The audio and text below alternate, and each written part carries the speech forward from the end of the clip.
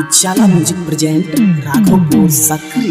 निंदिया लो गेलो रे चाइना लो गेलो रे टूट गेलो जब से ओका साथ टूट गेलो जब से ओका साथ बड़ा उसाताबे छौ सुतल में जगाबे छौ आबे छौ के पागली के याद आबे छौ के पागली के याद।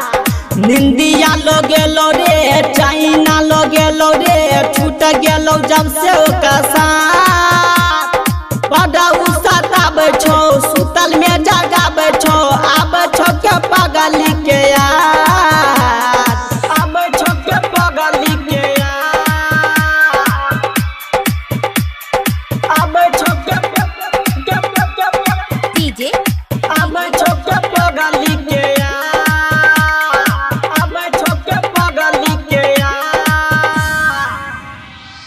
पागल दीवाना हमारा रे बन लगो प्यार करई के हमारा उ सीखलको हमारा उ सीखलको हमारा उ सीखलको।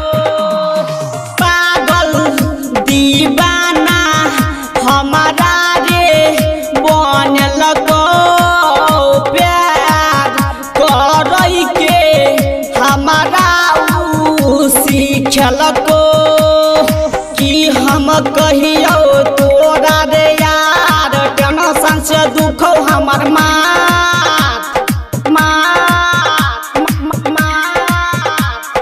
बड़ा उसाताबे छौ सुतल में जगाबे छौ आबे छौ के पागली के याद आबे छौ के पागली के याद। बड़ा उसाताबे छौ सुतल में जगाबे छौ आबे छौ के पागली के याद आबे छौ के पागली के याद आबे छौ के आबे छौ के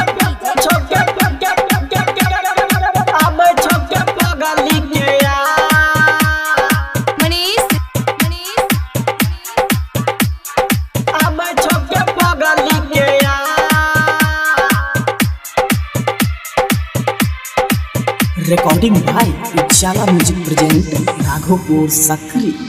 नंदो बिहारी के सपना में रोज आबो रे मुरली मनोहर के बहुते उतर पाबो रे बहुते उतर पाबो रे बहुते उतर पाबो रे। नंदो बिहारी के सपना में रोज आबो रे मुरली मनोहर के बहुते उतर पाबो रे फिलटून दीवाना